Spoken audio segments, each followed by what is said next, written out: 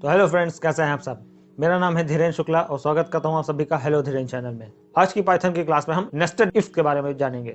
कैसे nested if का प्रयोग करना है, कैसे इसके अंदर कंडीशन दी जाती है, कैसे इसके द्वारा हम एक निर्धारित आउटपुट प्रिंट करवा सकते हैं, इन सभी के बारे में डिटेल में डिस्कशन करने वाले हैं। तो चलिए ज्यादा देर न करते हुए शुरू करते हैं।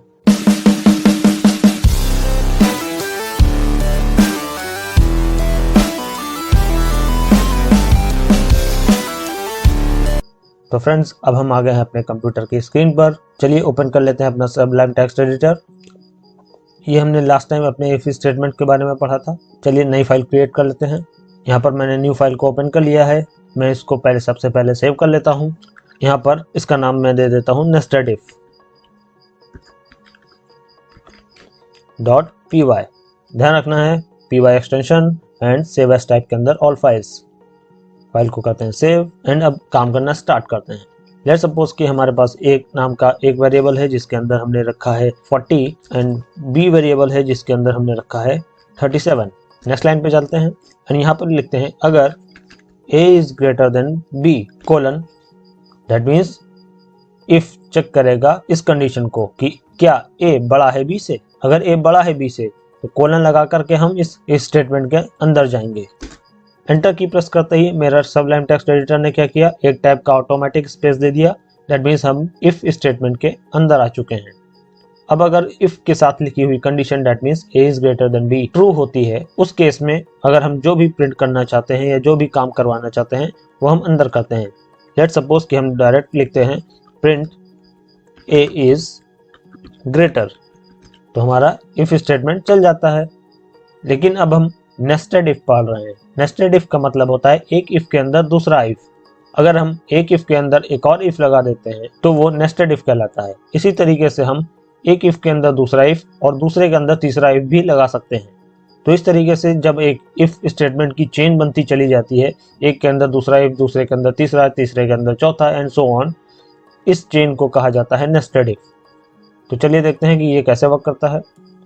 मैं इस प्रिंट स्टेटमेंट को करता हूँ डिलीट एंड इस if condition a is greater than b के ट्रू होने के केस में मैं अंदर आया हूँ एंड यहाँ पर अब मैं दोबारा एक कंडीशन लगाता हूँ कि अगर a is equal to 40 colon, अब हम अंदर वाले इफ स्टेटमेंट के फिर से अंदर जा रहे हैं। एंटर की प्रेस करके मैं अंदर वाले इफ स्टेटमेंट यानी a इज इक्वल टू 40 इसके अंदर मैं आया हूँ और अब प्रिंट करता हूँ a इज 40 स्टेटमेंट को।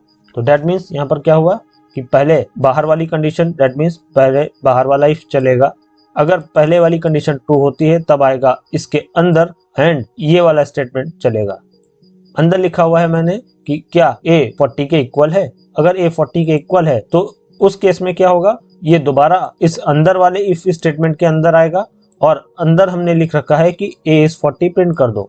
तो दैट मीन्स कि दोनों कंडीशन का ट्रू होना जरूरी है इस स्टेटमेंट के प्रिंट होने के लिए, क्योंकि अगर पहले वाली कंडीशन ट्रू नहीं होगी तो इसके अंदर नहीं आएगा। जब अंदर नहीं आया तो अंदर वाली कंडीशन को कैसे चेक करेगा, और जब अंदर वाली कंडीशन ही नहीं चेक हुई या ट्रू नहीं हुई तो अंदर वाला प्रिंट कैसे प्रिंट होगा। यहाँ पर दोबारा मैं बताना चाहूँगा, नेस्टेड इफ के केस में आपको इंडेंटेशन का बहुत ज़्यादा ध्यान रखना है। सभी लाइन्स प्रॉपर अलाइनमेंट करके आपको लिखनी है, प्रॉपर इंडेंटेशन आपको फॉलो करना है, क्योंकि पाइथन इंडेंटेशन को बहुत स्ट्रिक्टली फॉलो करता है। जरा सा भी आपकी लाइन आगे या पीछे होगी तो एरर आ जाएगी। तो चलिए अंदर वाले इफ स्टेटमेंट के साथ मैं एक एल्स स्टेटमेंट भी लिखता हूँ। नीचे आता हूँ और अगर a इज इक्वल टू 40 नहीं होता है, उस केस में अगर मैं कुछ प्रिंट कराना चाहता हूँ तो मैं नीचे आता हूँ और यहाँ पर अंदर वाले इफ के ठीक नीचे एल्स लिखूंगा, कोलन लगाता हूँ और प्रिंट करता हूँ, प्रिंट कर दो a is not equal to 40। तो यहाँ पर आप लोग ध्यान दीजिएगा कि इंडेंटेशन किस प्रकार से चला है। पहले वाली इफ कंडीशन जब ट्रू होगी तो आएगा अंदर, और अंदर मैंने ये पूरा का पूरा स्टेटमेंट लिख रखा है। अंदर आकर के पहले इस कंडीशन को चेक करेगा और ये कंडीशन ट्रू होने के केस में इसके अंदर वाला प्रिंट चलेगा। अगर मैं ये अंदर वाला प्रिंट मैं अंदर वाले इफ के जस्ट नीचे कर देता हूँ तो यहाँ पर आ जाएगी एरर, क्योंकि मैंने अंदर वाले इफ में भी कोलन लगा रखा है, ठीक वैसे ही जैसे मैंने बाहर वाले इफ स्टेटमेंट के बाद कोलन लगा रखा है। कोलन का मतलब है कि हमें एक कदम अंदर जाना है। तो बाहर वाले इफ स्टेटमेंट के साथ जब मैंने कोलन लगाया तो मैं एक टैब अंदर आ गया।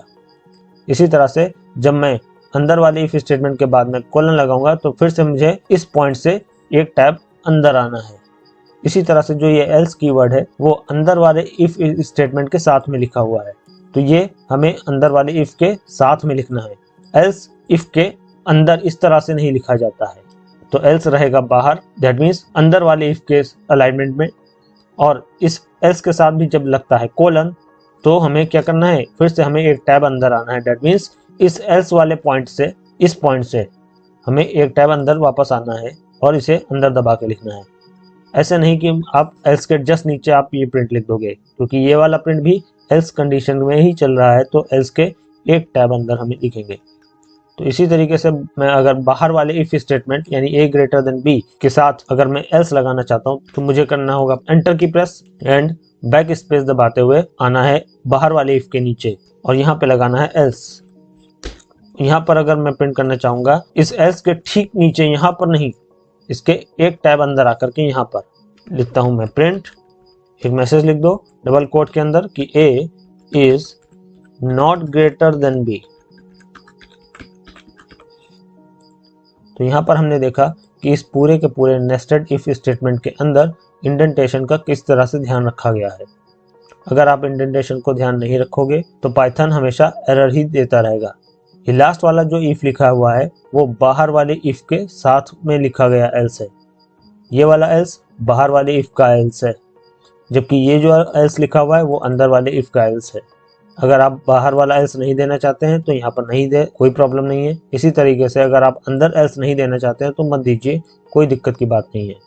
लेकिन अगर आप कुछ भी लिखते हैं तो उसे प्रॉपर इंडेंटेशन के साथ लिखिए।